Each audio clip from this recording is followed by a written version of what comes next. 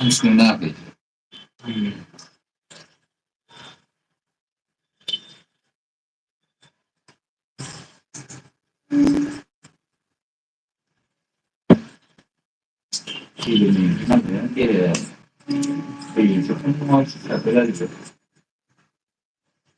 लाबोफाग्राबो जागोन दानि बाहेरायाव थांनायाव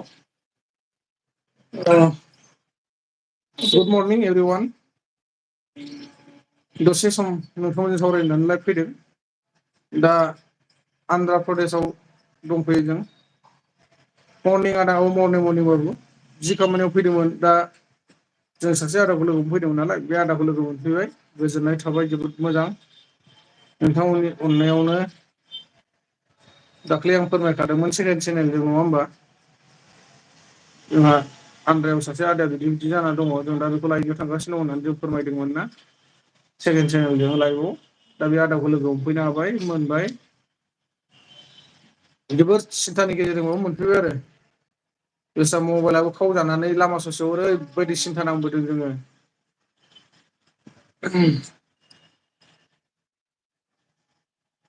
जेके निया कन्टेन्ट लाना फैलायथु कन्टेन्टआ एसेबां माने माबा नङा जेनेबा जोङो आन्ध्र प्रदेशसिम सासे आदाया माने आखायाव फैसा गैयै मा गैयै जाना दङ गोदाव सोरावनो आरो बेनि गेजेरजों मबाइलाबो खावजाबावबाय मैया दाख्लै मोनायाव दा मैया सानसे आरो हरसे जों जोबोद दुखु आरो सिन्थानि गेजेरजों लोगो मोनगोन ना मोना साननानै फैनानै दा जों आदाखौ लोगो हमफैनो हाबाय मोजाङै मोजांनो दा बेनि सोमोन्दैनो एसे ओरैनो फैनाय जादों आरोखि जेके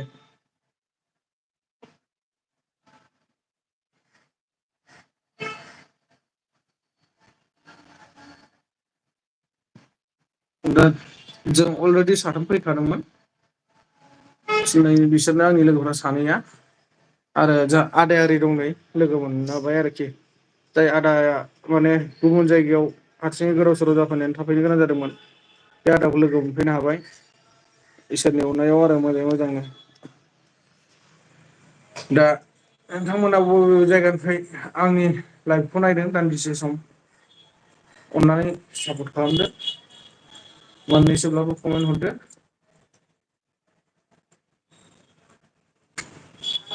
दा 9टा बाजियाव ट्रेन दङ जों 9टानि ट्रेनजों गिदिंफिननो आखायाव लादों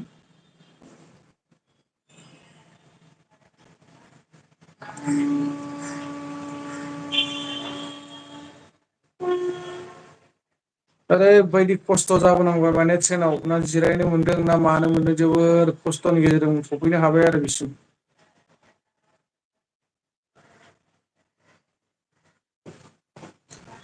थेवब्लाबो माने खस्थ'खौ खस्थ' होननानै सानबा जानाय नङाना जोङो जाय मिसनाव फैदोंमोन बे मिसना माने केनसेल जागौमोन जुदि जोङो खस्थ'खौ सहायनो हायामोनबा दिनै जों खस्थ'खौ सहायबोनायनि गेजेरजों जों जि मिसनाव फैदों बे मिसनखौ माने साक्सेस खालामनो हाबाय माहा दं होनदों Bodoland YouTube channel blog Andhra प्रदेशआव दंफैयो आन्ध्रा प्रदेशआव जोङो दाखालि आं सेकेन्ड चेनेलाव माने लाइभ होदोंमोन जे आन्ध्रा प्रदेशआव जोंनि गसाइगावनि सासे आदाया माने गारियाव ओरैबो थांनो हाया ओरैबो थांनो हाया गोदाव सोराव जादोंमोन आखायाव फैसा गैयालासेनो फैसा खावजानानै मानानै नैबे प्रब्लेमनि थाखाय जोङो आसाम गुवाहाटिनिफ्राय जोङो खारदावबोनो गोनां जादों दा गोजोननाय थाबाय बे आदानि न'खरनि गासैबो मानसिफोरनिसिम आरो लोगोसे न'खरनि जाथि बंस' बिथांमोना गोबां खस्थ'नि गेजेरजों जोंखौ बिसिम दैथायहरनो हादों आरो दा जाय खामानियाव दैथायहरनो हादों जोंखौ बे खामानिया दिनै साक्सेस जाबाय जों माने आदाखौ लोगो मोनफैनो हाबाय आदाया ओरै जिरायनानै दङ मोजाङै मोजां दं थारमाने हरसे आरो सानसे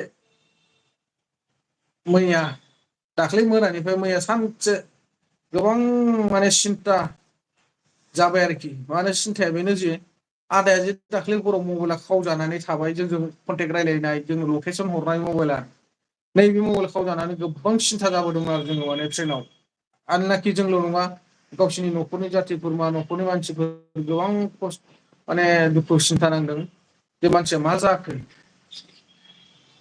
बेफोरबायदि माने मोनसे सिन्था हाबनाय फैदोंमोन आरोखि मानसिखौ लोगो मोनगोन ना मोनला होननानै दा थेवब्लाबो माने मबाइला खावजादोंमोन बेस्रा दा उफाय गैया जोङो जेरैखि जाया फैथारनानै आदाखौ लोगो हमफैनो हानायसै आरो बस गसाइनि अननायाव मोजाङै मोजां सहैफिनथों ब्र' औ थेंकिउ ब्र' गोजोननाय थाबाय नोंनिसिम रोजा रोजा साबायखर जोंनि थाखाय नोंथाङा जे इसोरनिसिम आर'ज गाबना होदों बेनि थाखाय जोबोद जोबोद साबायखर जाम्बा फिल्म प्रडाक्सन फंबाय मा खबर नोंहा मा खालामदों ओमफ्राय जोंहा जेके ब्र'आ बहानि जाखोमोन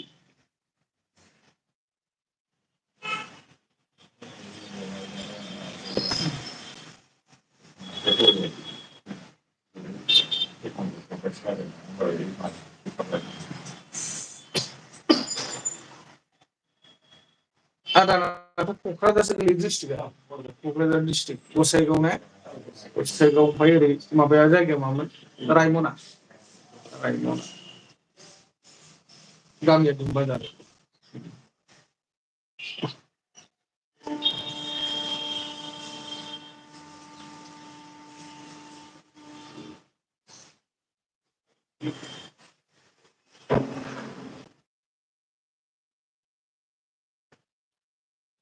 आं केरेलायावसो थायो ब्र' आदसा केरेलायाव थायो आरो ना दा केरेला बबे जायगायाव थायो अबाव फैदोंनो नोंसिनि आन्ध्र प्रदेशआवनो फैयो बड' मुगबां बय आन्ध्रा मोनफैबाय जोङो नै उरिसा बरदाराव दङ थारमाने दाख्लैनो खोनादियामोन गसाइगावनि सासे आदा माने फैसा गैया मा गैया गोदाव सोराव जानो गोनां जादों फैसा खावजानानै आरो मबाइलाबो खावजाबाय बिनि सायाव बे आदाखौनो लांफैनो फैदों जोङो दा लोगो मोनफैबाय नै ओरै जिरायना दं आदाया क'क्राझार गसाइगावनि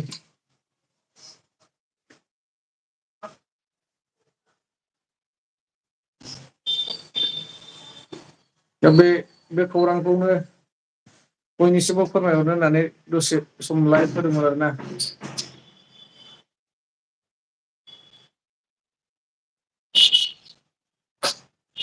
कासाराबाद डिस्ट्रिक्टआव थायो आरोना थेंकिउ औ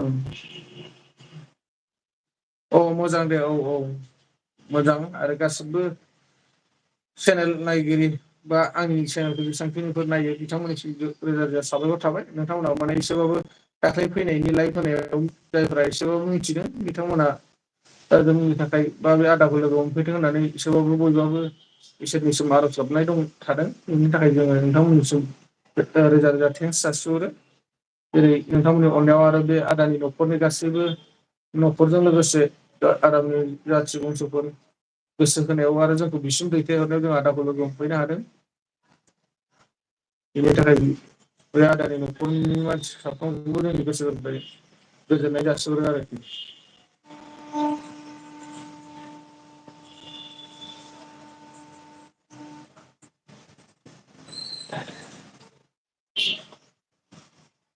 माला फैगोन न'आवलायनो जों दा गिदिंफिनसिगोन जोङो गाबोन मोना माने बिदिनो 8-10थासोआव जों मोनहैफिननो हागौ गसाइगाव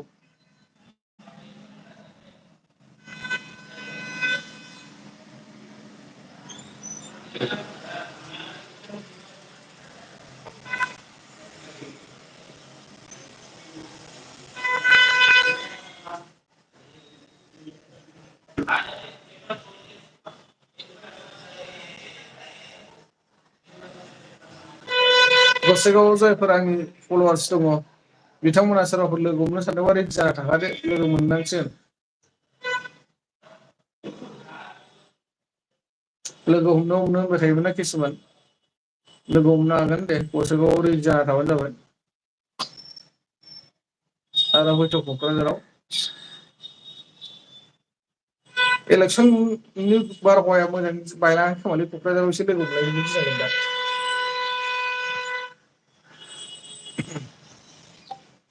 जाय हक इलेक्सनजों जोंहा जेबो सोमोन्दो गैया नङा होमबा?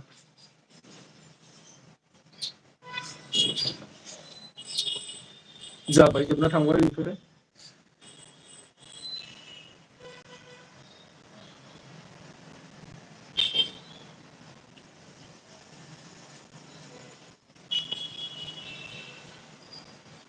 खैथा जाखो?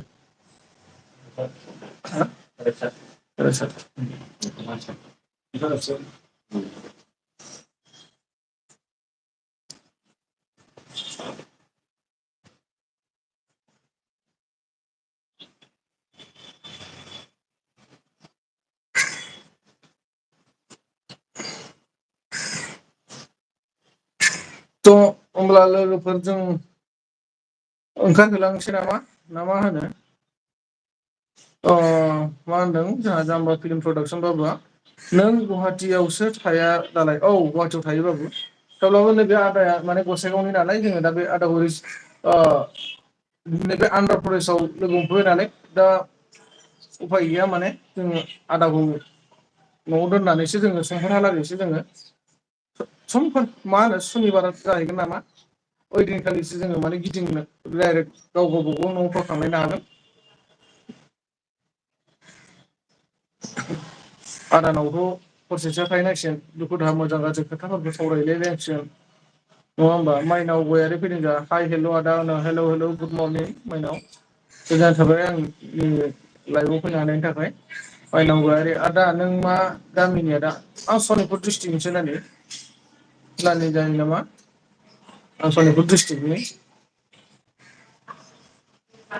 दा नों बहानि जाखो अननानै फोरमायहरदो दे।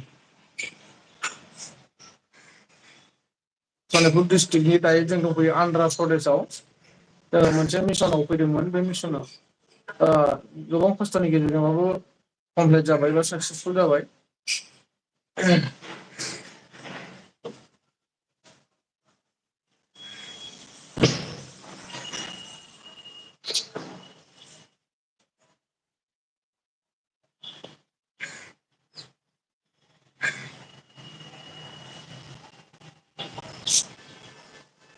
गाबोन सानसे समफोरसो मोनहैलायगोन जों माने गाव गावबाव न'आव।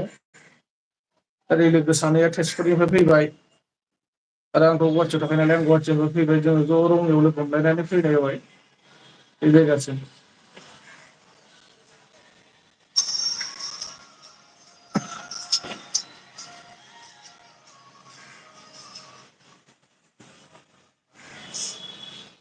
दा अब्लाफोर सोरबा माबाफोर सोंबावनांगौ दंब्ला ना गैला गैयाब्ला आं लाइफखौ सिकिनावनो दोनथ'नाय जानोसै।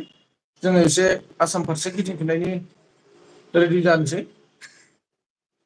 जों माने फुङाव जेरै सिखारनानै मोखां सोखां सुखांनानै माबानानै दङ बिदिनो अ सरि आं ब्रासखौनो खालामबावोसै नै ब्रास खालामबावनांगौसो दं आं ओरैनोल' मोखां सिम्पोलै सुना दंथ'योमोन आं। अके होनदों औ दे औ गोजोननाय थाबाय। नुजाफैनानै दान्दिसेबाबो सावरायफैनो हानायनि थाखाय गासिबो आंनि फल'वार्स बिथांमोननिसिम गोसो गोरबोनिफ्राय अननाय सिबिनायखौ जासिहरनाय जाबाय दै। जाहाथे दुखु दामोन गोबाव समबो रायज्लायनो हानाय नङा नोंसोरजों दिनै। जोङो माने दा 9ता बाजियावनो ट्रेन गाखोफिननांगौ नालाय। बेखायनो एसे हाखु दाखु बायदि जाहैबाय आरोखि।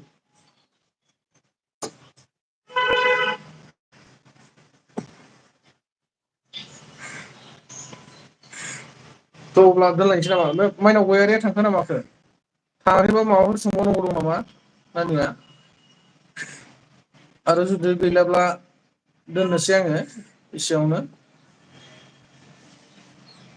अ आदा आं बाक्सा डिस्ट्रिक्ट आनान्द बाजारनि आं आदा आदसा दे दे दे गोजोननाय थाबाय आं बाक्सा डिस्ट्रिक्ट खौथ' गिदिंनाय जाफेराखै आनान्द बाजार बेफोरखौहाय नुहैफेराखै। ओरैनो बाक्सायानो गोलैयो नामा बरबरि मुसलपुर बेफोरखौ नुहैफेरबाय। नुहैनायाथ'।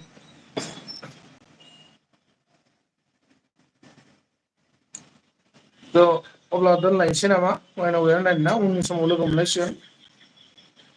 जाम्बा फिल्म प्रडाक्सन फंबाया मा होनखो बाय औ बाय फंबाय। थेंक इउ स' माच आंनि लाइफआव फैनानै दसेबाबो मोजां गाज्रि सावरायफैनो हानायनि थाखाय आरो जोंखौ खबर लाफैनो हानायनि थाखाय रोजा रोजा गोजोननाय जासिहरबाय। औ बयनिसिमबो बिदिब्ला ओ मोनसे आंनि रिकुइस्ट जाहरबाय आं लाइभखौ एसेखिनियाव दोनसै नोंथांमोना जाहाथे दुखु दामोन। जोङो माने एसे हाखु दाखु बायदि जाहैबाय आरोखि ना। दंनायाथ' जोङो अलरेडि प्लेटफर्म स्टेसन खाथियावनो दंखायो लदसआव। दा माथो खालामनो जोङो आरो मोखां एरै सुनांगौ ओंखारनांगौआवनो टाइमा जाहैखागोन नङा होमबा? 9टा बाजियाव दङ ट्रेना। दा बेबो जों डाइरेक्ट आसाम थांग्रा ट्रेनाव गाखोनाय जानाय नङा मानो होनबा गोबां भिर जायो। मानसिया जिरायनो मोना इमारजेन्सि नालाय। जोङो दा हावरा फारसे आवगायसिगोन हावरानिफ्रायसो जोङो सिलिगुरि आवगायनांसिगोन। गैयाबाबो जों गंथाम ट्रेन गाखोलांनांसिगोन आरो बेफोराव उफाय गैया। आदा अननानै आंनिखौबो लाइक साब खालामना होदे। आदसा चेनेल दं नामा माइनाव गयारि? उम देलाय आंनि भिडिअ' नायनानै मोनसेसो कमेन्ट हरनानै दोनलाय।